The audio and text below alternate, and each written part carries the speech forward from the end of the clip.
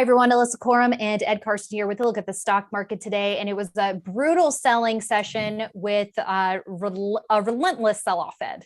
Yeah, it was pretty ugly out there. And when you tack on some of the other previous days, really ugly action in growth stocks. Going to be taking a look at a Microsoft, ASML, and Cloudflare, three stalwarts that were not stalwart today. Yeah, damage for those leaders. We will take a look at those. And first, a look at the major indexes. Here is the NASDAQ composite taking a heavy hit today, Ed. Same for the S&P 500, Dow, and Russell 2000. So the NASDAQ with the worst hit of the day, down 2.8%. Right behind that, we had the Russell 2000 down 2.3%, the S&P down 2%, and the Dow down 1.6%. So in terms of where we closed, we did not get the same kind of close that we did when you rewind not too long ago with that last nasty sell-off below the 50-day line. Yeah, it looked intraday like we might be getting a little tentative bounce, like pairing a little bit of the losses. Not much. I don't want to make much of it. But then then it came right back down right to the lows of the day. Very discouraging. We went through the 50-day line once again. That seems to be becoming resistance now. You know, you can sort of look at it there because we didn't spend much time above it. The S&P as well. The Dow has been under the 50-day line for several weeks. So those are damaging. It was the worst loss, I think, for the NASDAQ since March. Really, really discouraging since it looked encouraging there. All the positive gains are sort of gone. This was the worst close, I think, since August 19th, which was sort of the beginning of this big rally, a growth-led rally. That's gone now. Yeah, I mean, any consolation that we didn't close below the low of 920, I guess tomorrow we may get an even better. I mean, today's signal seemed pretty clear that the conditions did not improve. We were not out of the woods with getting back above the 50-day line. But does that seem like the next stop in addition to this low here of 819? Yeah, those seem like the two areas where you might test because it could certainly go underneath. It would just take just a tiny drop to go under there at the opening bell. So, you know, those kind of levels, see if you can rebound soon. But the market really was a worrisome drop. And in many ways, the leading stocks were worse, but the indexes look bad enough on their own.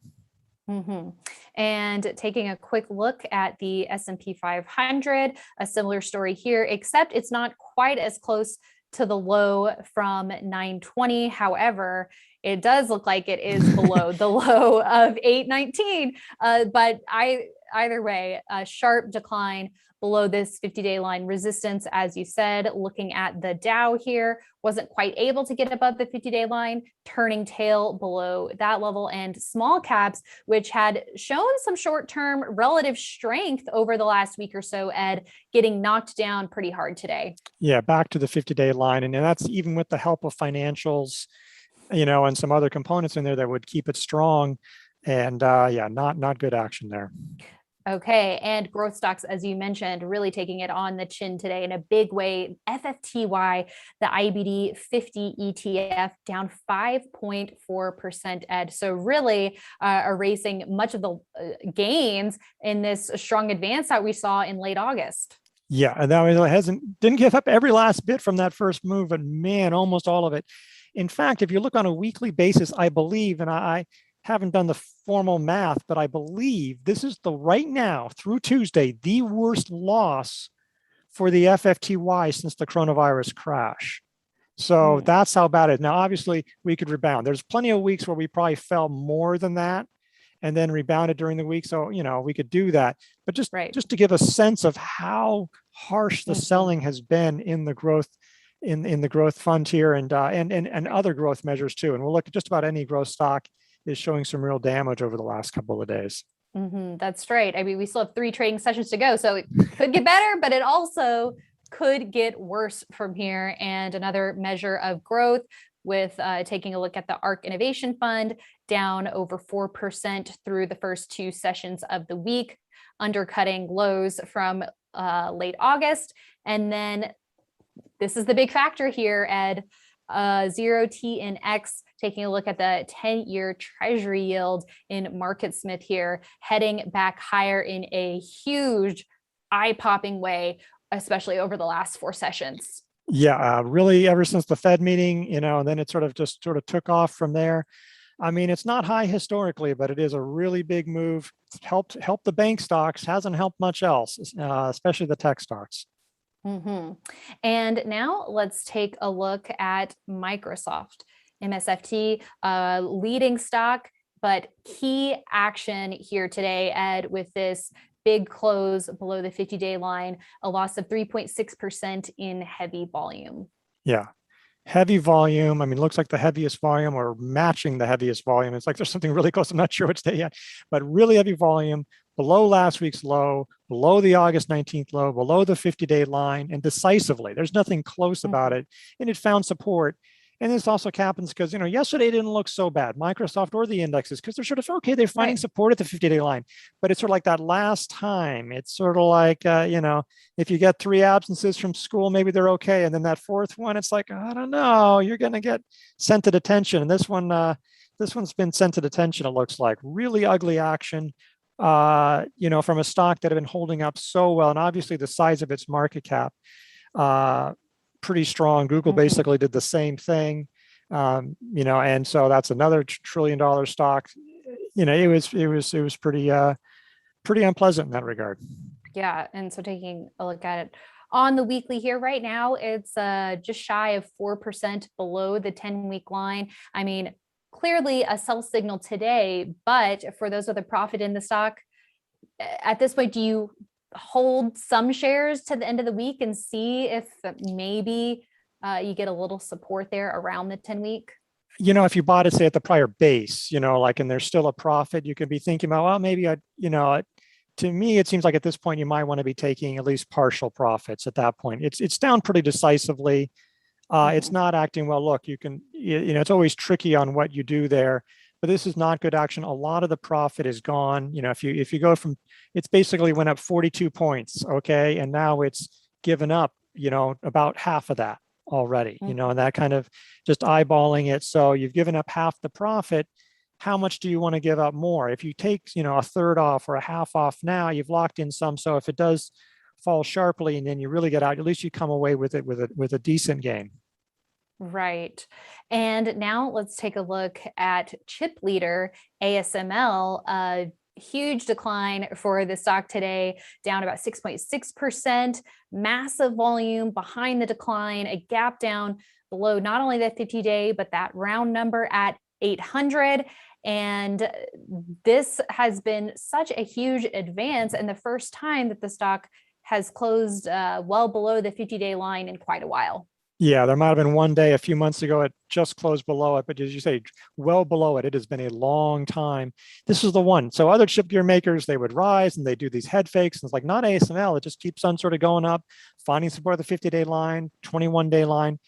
There was a downgrade today. It was not a good day to be getting a downgrade for a growth stock, obviously. And so the volume on this one, heaviest volume, it looks like since almost a year. All of these things, just coming in, just really suggesting there's a character change when, that your big, institutional leading stocks are tumbling. The indexes are coming under pressure. Maybe they'll rebound, but it seems like a character change for a lot of stocks. Right. And we were also talking on IBD Live how there was a rate of ascent that you could look at for ASML, and that really picked up steam in the last couple of months.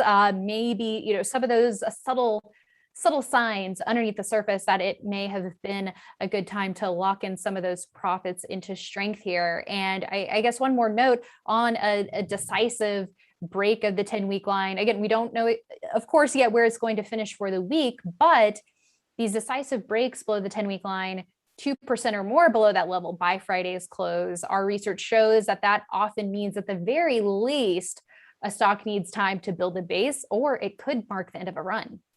Yeah, and the heavy volume would be something else. I mean, look at that volume on the week already. It's almost an average weekly volume already, or something, or it looks like, or it's on pace for what that, but it looks like it's going to be the heaviest volume in a while when this week ends up.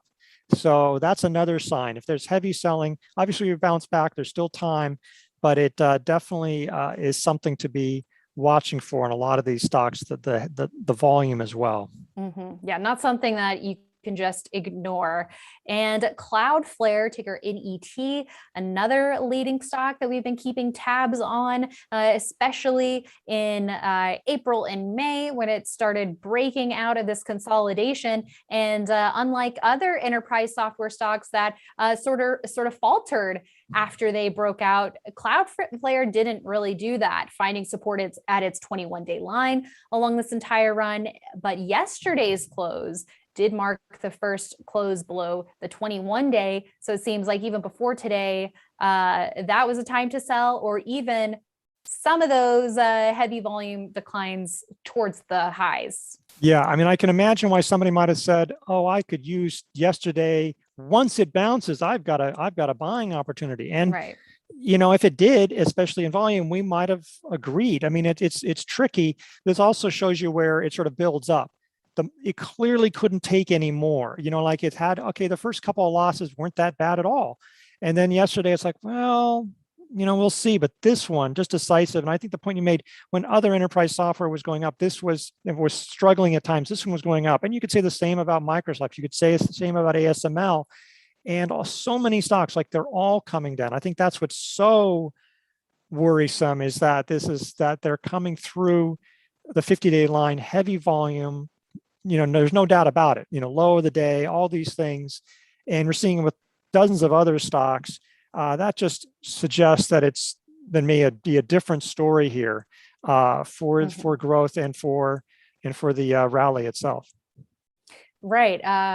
What a difference one day can make, 1 or 2 days can make, Ed, and days like today make you think that maybe it should be man slick instead of can slim, because that M, the market, is so terribly important in our analysis. I'm not sure if man slick is gonna it's